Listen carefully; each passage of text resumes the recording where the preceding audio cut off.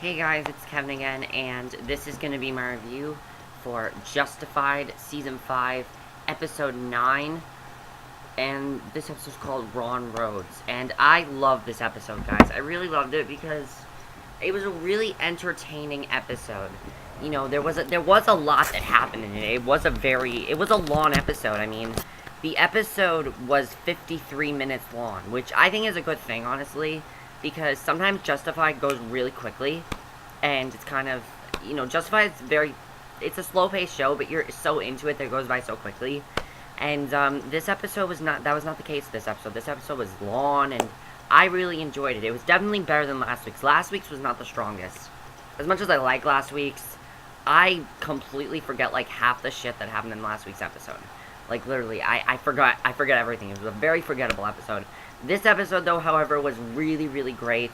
Quite possibly, maybe my favorite episode of the season. I'm not sure yet. But let's just get to it, because it was a really, really great one. Of course, we're first going to talk about Raylan, because, you know, he's our main character, so.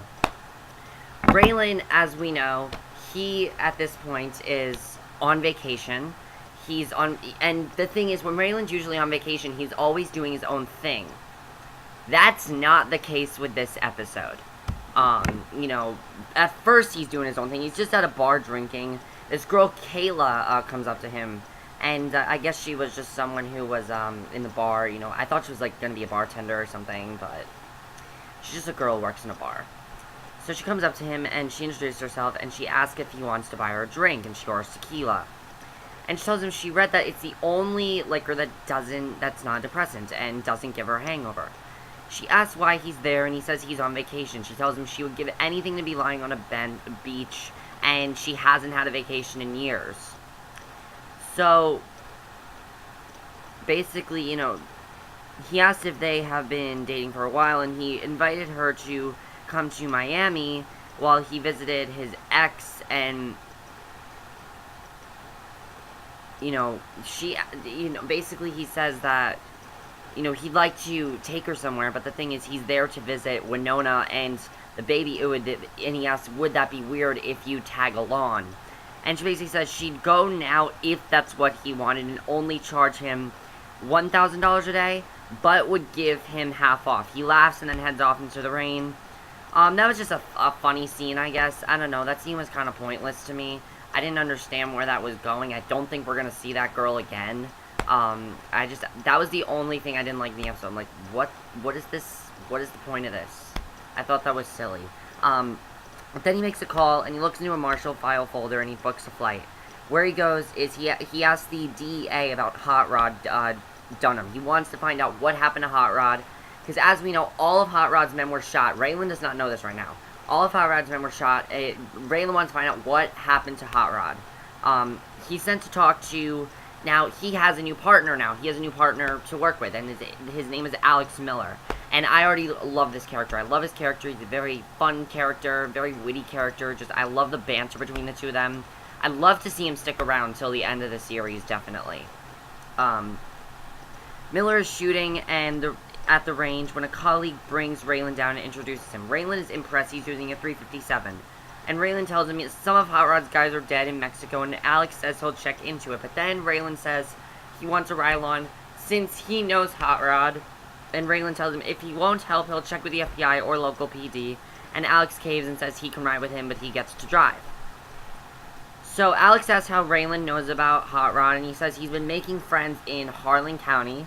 And they head to a warehouse and find a couple of guys in the back. They ask why he didn't knock, and he says he walked by the security cameras. And here we meet our two new villains, Roscoe and Jay. Now, Roscoe and Jay, there are these two very mischievous brothers. And this does cross over with the Boyd storyline. Yes, this is one of those episodes where the Raylan-Boyd storyline connect. We'll get to that, but they, honestly, they're pretty cool characters, I think. But they tell Alex that they see he's met Kentucky, which is their name for Raylan, and that they haven't seen Hot Rod for days. Alex says that they must have made an impression on Raylan since he came all the way to Memphis to chat with them, and Raylan asks if he's lying, and Jay says they're foot soldier and don't know. Alex leaves the DEA guy there, and tells him to sit on them and not let them call Hot Rod to give him a heads up while he and Raylan keep searching. So then Roscoe and Jay, they chat with the DEA agent and tell them that he's getting treated like he's basically being treated like shit by Alex and Raylan. They ask when he'll learn to wipe his own ass and provoke them. He tells them he'll chalk it up to them being upset about half their crew being dead in Mexico. And they're shocked, and he tells them that the Federals found them all shot up and no heroin. And Jay then tells Roscoe that means that there's a lot of dope up for grabs. And they say it's hammer and anvil time. They tell him you can't shoot handcuffed brothers. They knock him down, and then they take the keys.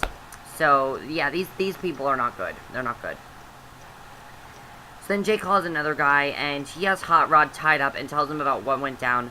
They tell him to find out where Boyd is at if Hot Rod wants to live. So Jay and Roscoe string up the DEA agent. Yeah, here's where things start to connect. Now, Boyd did have a separate storyline, which I'll get to, but Boyd's storyline did connect with this. The other guy punches Hot Rod in the face, and he says he has no clue where Boyd is. He says he's got a buyer in Harland, and that's all he knows. The guy starts to punch him again, and Hot Rod says he has to give him a pencil, and he'll draw a map, because you can't find anything there without a map. So then, Alex brings Raylan to a tow truck faculty that Hot Rod owns, and they hear a gunshot. They head in, and they find the guy who had been tormenting Hot Rod is actually bleeding out from a pencil in the neck. That is disgusting to think about. Someone just gets stabbed by a pencil. That's not only weird, that's just like, a pencil can do that much damage. I had no idea. Because, I mean, he's, like, bleeding out, like, internally bleeding. Hot Rod is internally bleeding right here. And Alex asks what he's done, and he says he got greedy, and Hot Rod is shocked to see Raylan and tells him that Boyd killed off his crew in Mexico, and he admits that to Raylan. So, Hot Rod asks Alex for his flask and to take a drink, and he says Alex has had that piece of shit flask since he's known him, and Alex calls him an old dog, and Hot Rod says he's an old dog that's been put down. What I like about Alex's character is that he's not a very intense character, he's just a fun character, and I really like that, because one of the things that's so great about the show is intense moments. You can have really witty characters, and Alex is definitely one of them, and that's why I love his character. Alex tells him to drink up so he'll feel better. Hot Rod looks at Alex, reminds him the tip he gave him was a DEA sting, and he didn't know it was his own office. Alex laughs and says it almost cost him his job. Hot Rod passes on as the siren's near, and Alex recaps his flask and says, oh hell. So, Alex admits to Raylan that Hot Rod has been his CI for 15 years, and gave him tips on more serious stuff for them to leave alone about his pot business. He asks Raylan if he thought he was dirty, and Alex asks where Jay and Roscoe might be going to look for Boyd, and he says he might know. So, they decide to ride out together. That's what they do, they ride out together. So, Jay and Roscoe, they come in and order double makers from Caleb. Jay starts some music playing, and Roscoe slams him on the bar. As Jay heads into the office, he tells them to make the money, and they tell him they want Boyd. And Roscoe puts the gun in Caleb's mouth. He admits he knows him. This was an amazing scene, by the way. Jay tells them that Boyd killed their boys and took their drugs. And he tells them to listen to the song and think about his answers. So Raylan and Alex, they come into Boyd's bar. The 2 glasses and the bottle of makers is on the bar. And Alex takes a drink and points Raylan to a slate behind the bar. And it's Caleb all trussed up in duct tape. He yanks the tape off his mouth and asks if it was the 2 guys after Boyd. He's half deaf because they shot near his ear. And he says he sent them to the whorehouse and then screams and rages at Raylan and Alex leave the bar and leave him tied up on the floor. So then what happens is Raylan tells them, Boyd tells him that he has a job opening, and if they want to kill Daryl and take 10%, Boyd tells him they can all draw and see what happens. So then Raylan asks Alex if he would call it a herd or a gaggle or a flock of assholes, and Alex says he'd call it the United Nations of assholes. They are the door guns. They are the door guns drawn, and all the drug dealers turn to them in shock. And Raylan tells them to drop their guns, and Boyd asks to be excused. He tells them to stay put. Joe quotes King Lear and explains to Raylan that Lear tried to split the kingdom. And eventually, they're trying to tell Roscoe put his gun down, and Jay finally, they give Roscoe 3 seconds, and then they shoot him. And so Roscoe is dead now, but Jay's still alive, and they say if you want to live, you have to put your gun down. And it takes him a while, but eventually he puts his gun down. So then what happens is Raylan comes into the office, he hangs his hat, and Art asks if he's really there, or if it's an early onset dementia. And he says he got a tip, and Art says he got a thank you call from the DEA. And I'm glad to see that he did go back to Art. I was glad that he did. Now, Art admits that Z asked him for his help on the Win and Boyd issue, and Art tells him that he hasn't changed and always does what the hell he wants, but he's still got what he wants out of it. And Raylan asks for them to work through it, but Art refuses and says he's not there as far as he's concerned. So, Alex, what happened with Alex is that basically, Alex went on his own, but then at the very end of the episode, Alex gets involved with something that he really, it's going to be interesting to see what happens here. Because Alex sees a tow truck and U-turns to follow it. Dewey and Danny are chatting up about cocaine when they notice the headlights zooming up on them. And Dewey asks what he's doing. Danny gets out and shows his knife and tells Alex he knows about the 21-foot rule. And Alex says it's bullshit, and Danny tells him he's going to the second asshole he shoots today. He runs over, Danny and Alex shoot at the windshield, makes it past him unscathed, and screams as he drives off, and Danny stands up bloody but okay, and clears the truck, leaving him behind. So now Alex is involved in this Crow case. It's going to be interesting to see what happens there. I really hope Alex doesn't die, because I really like his character so far. I like where they're going with his character. I think he's a really good character, and I really liked Raylan's storyline in this episode. It made things a lot more interesting, because now he's not only involved with Boyd, now Alex is involved with the Crows, so it's going to be interesting to see what happens there as well. I'm also wondering if Alex and Raylan are going to team up again, because I really like them as partners in crime. I really do enjoy seeing that from them. I really enjoy that. So then we have Boyd. Now, Boyd basically, he had his own separate storyline, as I said. Boyd actually visits Ava in this episode, in jail. That's a good, he visits her in jail. And he also talked to Daryl, and he said that he knows that Daryl is trying to turn against him. He knows about that whole thing. And so we got that going on as well. Now, basically, he comes for a visit, and Ava sits, and he's basically telling her he's going to do whatever he can to get her out. And he tells him she actually misses the Harlan County Jail, and she asks if he likes her hair. He tells her she should have always had it that way, and she asks if he's been busy, and he says he's working to secure their future, and promises he will get her out. They're still completely adorable. I still love Boyd and Ava together. I think we all do. They're completely adorable, and you gotta love them as a couple. They're great. Wynn Duffy's also back in this episode, and pretty much the way his storyline ends is there's this guy, Elmont Swain. Now, Elmont Swain is this old guy who lives in a hospital, and basically he asks if he's there to tell him he won the sweepstakes, and he says she sent you here. And there was this girl who was looking for Boyd, and it sent him to Elmont. Now, Elmont asked how much money he needed.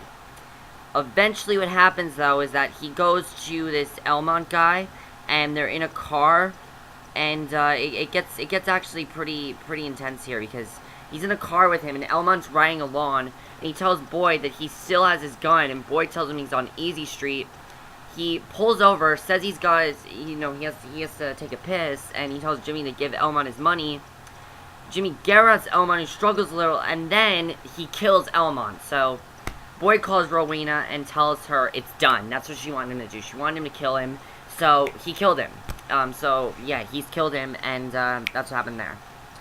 And then now, that was Boyd's storyline. And the only other thing was the Crow storyline. The Crow storyline was good, but I felt like there was a little bit too much going on here, with the Crows. Basically, we just see that Wendy, Kendall, and Daryl are not getting along very well at all. Basically, Wendy said, Wendy kind of walked out on Danny, based on Daryl, He told her not to be stupid, said he's fixing and kill 3 people and take all over all the heroin business in Kentucky. Definitely, Daryl is, like, the big bad of the season, definitely. He's really a great villain, though. I really do like, where they're going with his character. And I really do like that, It's gonna be interesting to see what happens there as well. So, that was, the Crow storyline. And the last thing we have to talk about is Ava. Now, Ava's storyline, pretty simple. She had to get a hepatitis B shot. She really didn't want to get it. And she comes to the infirmary for her shot. The nurse tells her to sit, and Rowena tells her she did. And she asks Ava if that skinny boy satisfies all her needs, and Ava asks if he satisfied her.